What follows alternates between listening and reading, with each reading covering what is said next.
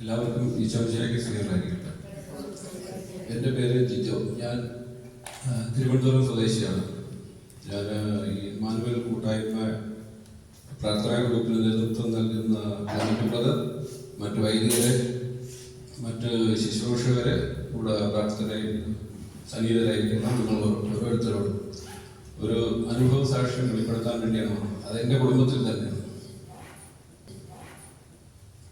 നമ്മൾ ഒന്നോ രണ്ടോ പേര് പ്രാർത്ഥിക്കുമ്പോൾ ചില കാര്യങ്ങൾ നമ്മുടെ കുടുംബത്തിലോ നമ്മുടെ കൂട്ടുകാർക്കോ ആർക്കെങ്കിലും വേണ്ടി നമ്മൾ പ്രാർത്ഥനാ സഹായങ്ങൾ ആവശ്യപ്പെടും. എനിക്ക് എൻ്റെ കുടുംബത്തിൽ നിന്ന് ഇങ്ങനെ ഒരു കാര്യം വന്നപ്പോൾ നമ്മൾ ഗ്രൂപ്പിൽ കൂടെ ആവശ്യപ്പെടുമ്പോഴത്തേക്ക് ആ പ്രാർത്ഥന ആ ദൈവസന്നിധിയിൽ നമ്മൾ യാചിക്കുമ്പോഴത്തേക്ക് അതിന് ഉത്തരം കിട്ടി. ശക്തമായിട്ടുള്ള ഉത്തരം തന്നെയാണ് ദൈവസന്നിധിയിൽ കിട്ടിയത്. അതിന് നിങ്ങൾ ഓരോരുത്തരോടും ഞാൻ നന്ദി പറയുന്നു. പിന്നെ ആ കിട്ടിയ ഉത്തരം എന്താണെന്ന് വെച്ച് കഴിഞ്ഞാൽ, എൻ്റെ മൂത്ത സഹോദരിയുടെ മോന്, അവന് 43 വയസ്സ് കഴിഞ്ഞു. അപ്പോൾ അവന് ബ്രെയിൻ ട്യൂമർ, പിന്നെ കഴുത്തിൽ ക്യാൻസർ. അപ്പോൾ തിരുവനന്തപുരം മെഡിക്കൽ കോളേജിലായിരുന്നു കൊണ്ടുപോയത്. ഇത് ജനുവരിയിലാണ്. ഒരു വാഹനം ഓടിച്ചുകൊണ്ടിരിക്കുമ്പോഴത്തേക്ക് ഒരു ബോധക്ഷയം ഉണ്ടായി. അതുമായിട്ട് ബന്ധപ്പെട്ട് ഹോസ്പിറ്റലിൽ കൊണ്ടുപോയപ്പോഴാണ് ഇങ്ങനെയുള്ള കാര്യങ്ങൾ കൊണ്ടുവന്ന് അറിയുന്നത്. ബ്രെയിൻ ട്യൂമറും ക്യാൻസർ, കഴുത്തുമുത്ത് മുഴകളൊക്കെ ഉണ്ട്. അപ്പോൾ അവർ ഡോക്ടർമാർ പറഞ്ഞത് ലോകത്തിൽ ഇത് 11% പേർക്കാണ് ഇങ്ങനെ ഈ അസുഖം നിലവിൽ കണ്ടെത്തി ചികിത്സകൾക്ക് വിധേയരായിട്ടുള്ളത് ലോകത്തിലാണ്. അപ്പോൾ ഇത് കേട്ടപ്പോഴത്തേക്ക് ഞങ്ങൾ ശരിക്കും പറഞ്ഞു കഴിഞ്ഞാൽ ഞങ്ങൾക്ക് എല്ലാവർക്കും ഭയങ്കര പേടിയായി. അപ്പോൾ ഇത് ഓപ്പറേഷൻ ചെയ്യാതെ വേറെ നിവൃത്തിയില്ല എന്നാണ്, എത്രയും പെട്ടെന്ന്. അപ്പോൾ ഇത്രയും മാരകമായിട്ടുള്ള അസുഖമാണ്. 2 ഓപ്പറേഷൻ വേണ്ടി വരും, തലയിലും കഴുത്തുനിന്നാണ് തുടങ്ങിയിരിക്കുന്നത്. അപ്പോൾ ശരിക്കും പറഞ്ഞു കഴിഞ്ഞാൽ ഇങ്ങനെ ഒരു അസുഖത്തിന് ഓപ്പറേഷന് വിട്ടുകൊടുക്കാൻ ഞങ്ങൾക്ക് എല്ലാവർക്കും പേടിയായിരുന്നു. അതിന് ശേഷം ഉണ്ടാകുന്ന എന്ത് സംഭവിക്കും എന്നറിയത്തില്ല. പക്ഷെ ഡോക്ടർമാർ പറഞ്ഞത് ഓപ്പറേഷൻ ചെയ്തില്ലെങ്കിൽ ഇയാളുടെ ജീവന് ആപത്താണ്. ചെയ്യാതിരിക്കാൻ പറ്റില്ല. ചെയ്തു കഴിഞ്ഞാൽ എന്താകും എന്നുള്ളൊരു പേടി. ഹോസ്പിറ്റലിലാണ്. അപ്പോൾ അവർ പറഞ്ഞു ഇത് ട്രീറ്റ്മെൻറ്റുമായിട്ട് മുന്നോട്ട് കൊണ്ടുപോകണം. ഇത് ഓരോ ദിവസം കഴിയുന്നതോറും ഇതിൻ്റെ അസുഖം ഇത് വളർന്ന് വലുതായിക്കൊണ്ടേയിരിക്കുന്നത്. ഇത് വലുതായിക്കൊണ്ടിരിക്കുകയാണ്. അപ്പം ഞങ്ങൾ ഈ മെഡിക്കൽ റിപ്പോർട്ടൊക്കെ ഞങ്ങൾ വേറെ സ്ഥലത്തൊക്കെ അയച്ചു നോക്കി. ഇത് എന്താണ് എന്നുള്ളതിനെ കുറിച്ചൊക്കെ ഒന്ന് അന്വേഷിക്കുക. പൂനെയിലൊക്കെ അയച്ചു. ഇത് ചെയ്യേണ്ടി വരുമോ, ചെയ്ത് കഴിഞ്ഞാൽ എന്തെങ്കിലും ബുദ്ധിമുട്ടുണ്ടാകുമോ? അപ്പോൾ അവരെല്ലാം പറഞ്ഞ് ചെയ്തേ പറ്റത്തുള്ളൂ. ചെയ്തില്ലെങ്കിൽ ബുദ്ധിമുട്ടാണ്. ചെയ്തു കഴിഞ്ഞാലുള്ള കാര്യം ആർക്കും നമുക്ക് പ്രവചിക്കാൻ പറ്റില്ലല്ലോ. ഈ വലിയ ഓപ്പറേഷനാണ്. എന്തായാലും പിന്നെ ഡോക്ടർമാരുടെ ആവശ്യത്തിന് പ്രകാരം ജനുവരി മാസം ഞാൻ നിങ്ങൾ 2 പ്രാവശ്യം പ്രാർത്ഥന സഹായം ആവശ്യപ്പെട്ടിരുന്നു. ജനുവരി മാസവും ഫെബ്രുവരി മാസവും. അപ്പോൾ ജനുവരി മാസം ആദ്യത്തെ ഓപ്പറേഷൻ മെഡിക്കൽ കോളേജിൽ ചെയ്തു, ട്രിവാൻഡ്രം മെഡിക്കൽ കോളേജ്. അപ്പോൾ ഞാനിവിടെ ആയിരുന്നു. അത് ഈ ഇവിടെ മുതൽ മൊത്തം ഈ ബാക്ക് വരെ ഇങ്ങനെ ഓപ്പറേറ്റ് ചെയ്താണ് ചെയ്തത്. അങ്ങനെ അവർ ട്യൂമർ മാറ്റി ഏകദേശം ഒരു 10 ദിവസത്തോളം ഹോസ്പിറ്റലായിരുന്നു. 2 ആഴ്ചക്കകത്ത് ഇതെല്ലാം മാറിയപ്പോഴത്തേക്ക് 2 ദിവസം വെന്റിലേറ്ററിലായിരുന്നു. അപ്പോൾ അവർ 2-3 ദിവസം വെന്റിലേറ്ററിലായിരിക്കും. ഇതൊക്കെ ഈ ഓർമ്മയൊക്കെ തിരിച്ചു വരാൻ വേണ്ടി കുറേ ടൈം എടുക്കുമെന്ന് പറഞ്ഞു. പക്ഷേ അത്ര സമയമൊന്നും എടുത്തില്ല. പെട്ടെന്ന് തന്നെ നമ്മൾ പൂർവ്വസ്ഥിതിയിലോട്ട്, ഈ മയക്കമെല്ലാം വിട്ട് പൂർവ്വസ്ഥിതിയിലോട്ട് വന്ന് അവർ അതിനകത്ത് വെച്ച് കഴിഞ്ഞാൽ കുടിക്കാനൊക്കെ ജ്യൂസ് കാര്യങ്ങളൊക്കെ കൊടുത്തു. ആൾ തനിയെ തന്നെ, സാധാരണ ആരെങ്കിലും സഹായിക്കണം. അവർ നഴ്സുമാരൊക്കെ പറഞ്ഞു എടുത്ത് കഴിക്കുമെന്ന് പറഞ്ഞ് ഞങ്ങളൊന്ന് കാണട്ടെ എന്ന് പറഞ്ഞു. കാര്യം അവർ ഇതൊക്കെ എല്ലാം പിന്നെ കഴിപ്പിച്ചിട്ട് അടുത്ത വാർഡിലോട്ട് വിടത്തുള്ളൂ. അങ്ങനെ എന്തായാലും ഇത് പ്രാർത്ഥനയുടെ ദൈവത്തിൻ്റെ ഇടപെടലാണ്. ഈ ബ്രെയിൻ ട്യൂമറിൻ്റെ ഇത് മാറ്റി ജ്യൂസൊക്കെ തനിയെ കുടിച്ചു. അവർ വാർഡിൽ കൊണ്ടുവന്നു. ഒരു 10 ദിവസത്തോളം അവിടെ ഹോസ്പിറ്റലിൽ തന്നെയായിരുന്നു. പതുക്കെ ആള് പൂർവ്വസ്ഥിതിയിലോട്ട് വന്നുകൊണ്ടിരിക്കും. നല്ല അസുഖം മാറിക്കൊണ്ട് വരുന്നുണ്ട്, നല്ല സുഖം കിട്ടിക്കൊണ്ട് വരുന്നുണ്ട്. അപ്പോൾ വീണ്ടും ബാക്കി കിടക്കുകയാണ് ഈ കഴുത്തിലെ ഓപ്പറേഷൻ.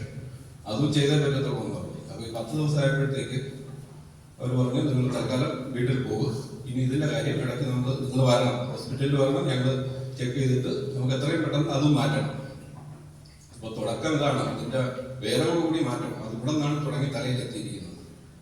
അപ്പൊ ഞങ്ങൾ വിചാരിച്ചു ആദ്യത്തെ തല ചെയ്ത് അത് ഓക്കെ ആയി.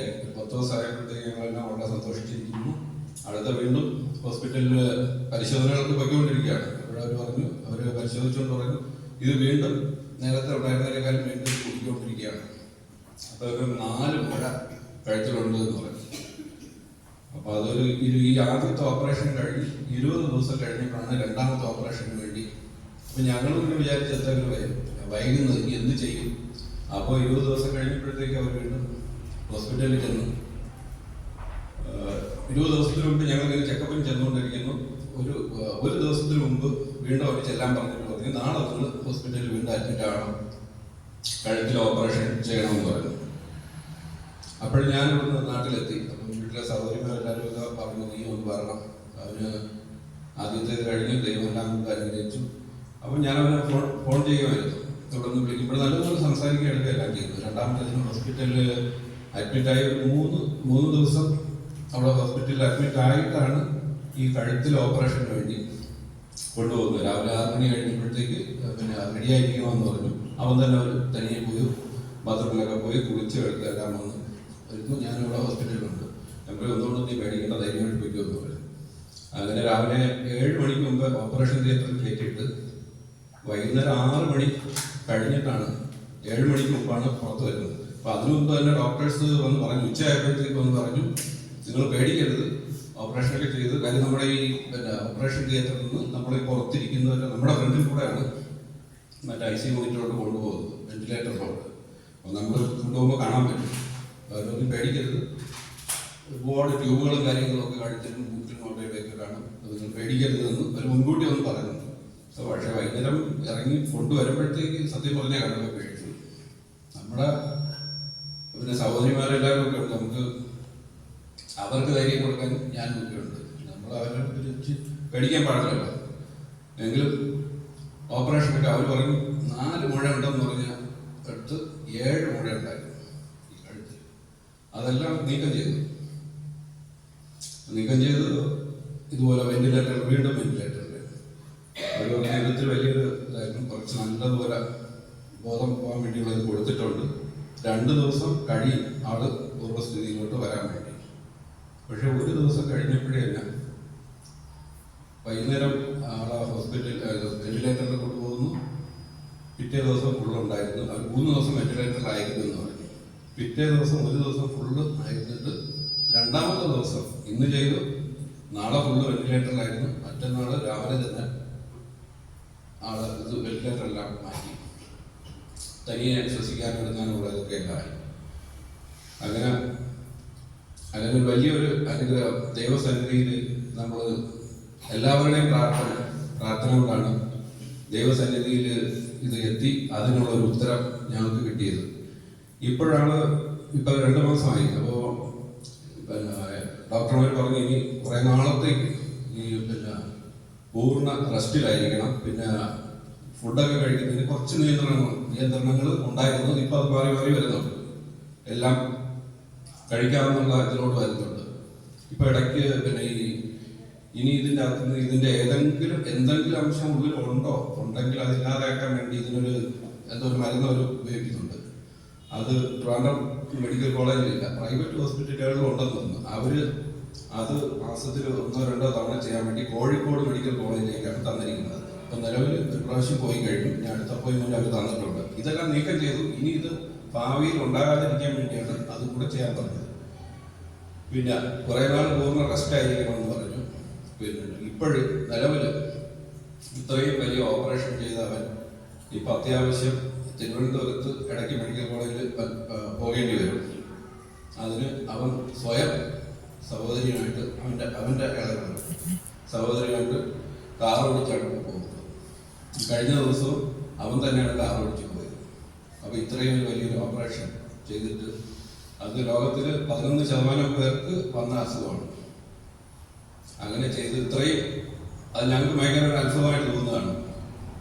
ഈ ദൈവം ഇത്രയും വലിയൊരു അസുഖത്തിൽ നിന്ന് അവനെ ഈ ഒരു രീതിയിൽ കൊണ്ടെത്തിച്ച് പൂർവ്വസ്ഥിതി പഴയതുപോലെ അവൻ കൊണ്ടെത്തിച്ചിട്ടുണ്ട്, കുഴപ്പമില്ലാതെ. അതിന് നിങ്ങളെല്ലാവരും ഇതിനു വേണ്ടി പ്രാർത്ഥിച്ച കൂട്ടായ്മകളിലെല്ലാം ഞങ്ങൾ പ്രാർത്ഥനാ സഹായം ചോദിച്ചിരുന്നു. അപ്പോൾ എൻ്റെ അടുത്ത് ഞാൻ തിരിച്ചു വരുമ്പോഴത്തേക്ക് എൻ്റെ സഹോദരിയും അനിയത്തിയും ഒക്കെ എൻ്റെ അടുത്ത് പറഞ്ഞു, ഞങ്ങൾ അവിടെ പോകുമ്പോഴത്തേക്ക് ആ കൂട്ടായ്മയിൽ പോയി സാക്ഷ്യം പറയണം, ഉറപ്പായിട്ടും പറയണം. ഇടയ്ക്കിടയ്ക്ക് എന്നെ വിളിക്കുമ്പോൾ ചോദിക്കാറുണ്ട്. ഞാൻ പറഞ്ഞില്ല മോളെ, ഞാൻ അവരടുത്ത് പറഞ്ഞിട്ടുണ്ട്, ഗവൺമെൻറ്റുള്ളവരുടെ അടുത്ത് പറഞ്ഞിട്ടുണ്ട്, ആ പ്രാർത്ഥന ഒരു ദിവസം വരുമ്പോഴും ഞാൻ ചെല്ലാമെന്ന് പറഞ്ഞിട്ടുണ്ട്. ഞാനും എൻ്റെ കുടുംബത്തിലെ സഹോദരി ഞങ്ങളെല്ലാവരും നിങ്ങളോട് നന്ദി പറയുകയാണ് ഈ പ്രാർത്ഥനയ്ക്ക്. ഓക്കെ.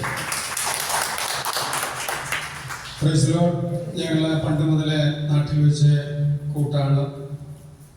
പല പ്രാവശ്യവും നമ്മുടെ പ്രാർത്ഥനാ ഗ്രൂപ്പിലേക്ക് സഹോദരനെ ക്ഷണിച്ചു. ഓരോ കാരണങ്ങൾ കൊണ്ട് വരാൻ പറ്റിയില്ല. ഈ രോഗത്തെക്കുറിച്ച് വിളിച്ച് പറഞ്ഞപ്പോൾ ഞാൻ പറഞ്ഞു, കർത്താവിൻ്റെ സാന്നിധ്യം അവിടെയുണ്ട്. കൂട്ടായ്മയിൽ വന്ന് സാക്ഷ്യം പറയുക. ഇമ്മാനുവൽ പ്രാർത്ഥനാ ഗ്രൂപ്പിൽ ഈ കൂട്ടായ്മയിൽ വർഷങ്ങളോളം വിളിച്ചെങ്കിലും വരാനുള്ള ഒരു സാധ്യത, ഒരു അനുഗ്രഹം കൊടുത്ത ദൈവത്തിന് കരങ്ങളടിച്ച് നമുക്ക് നന്ദി പറയാം. ഇത് നമ്മുടെ കൂട്ടായ്മ. Praise lord. ഓക്കെ. പിന്നെ നമ്മുടെ ജയ സഹോദരി ഭർത്താവിൻ്റെ സീരിയസ് ആയിട്ട് കരഞ്ഞുകൊണ്ട് മെസ്സേജ് ഇട്ടപ്പോൾ ഞാൻ തിരിച്ചു മെസ്സേജ് ഇട്ടു. ജോലി സമയത്താണ്, എന്നാലും അത്യാവശ്യമുള്ളവരുടെ ആ സാഹചര്യം ഞാൻ ഒഴിവാക്കൂല. സൈഡിൽ മാറി നിന്നുകൊണ്ട് ഞാൻ മെസ്സേജ് കേട്ടു. ഈ പടം പെട്ടെന്ന് എൻ്റെ മനസ്സിൽ വന്നു. ഞാൻ പറഞ്ഞു, ഇമ്മാനുവൽ പ്രാർത്ഥനാ ഗ്രൂപ്പിൽ വന്ന് സാക്ഷ്യപ്പെടുത്തുക. ആ കർത്താവിന്റെ സാന്നിധ്യം അവിടെയുണ്ട്. Praise lord. Hallelujah, hallelujah. ഞാൻ ഒന്നുകൊണ്ട് പേടിക്കേണ്ട. ഡോക്ടർമാരുടെക്കാളും വലിയ ഡോക്ടറാണ് നമ്മുടെ ഈശോ. ഇമ്മാനുവൽ കർത്താവിന്റെ ഈ പടം എൻ്റെ മനസ്സിൽ വന്നു. ഞാൻ പെട്ടെന്ന് ഈശോ കർത്താവിനോട് സാക്ഷ്യം പറയുക. നമ്മുടെ ഗ്രൂപ്പിൽ വന്ന് സാക്ഷ്യം പറയുക. ഒരു അനർത്ഥം ഉണ്ടാകത്തില്ല. ദൈവത്തിന്റെ സാന്നിധ്യം കൊണ്ട് ചേട്ടൻ സുഖം പ്രാപിക്കും. Praise lord. ഇന്ന് ആ സാക്ഷ്യമാണ് നമ്മൾ കേട്ടത്. അതുപോലെ ഈ സഹോദരനും നമ്മുടെ പ്രാർത്ഥനാ ഗ്രൂപ്പിലൂടെ നമ്മൾ പ്രാർത്ഥിച്ച് ദൈവം കൊടുത്ത അനുഗ്രഹത്തിലും സാക്ഷ്യം പറഞ്ഞു.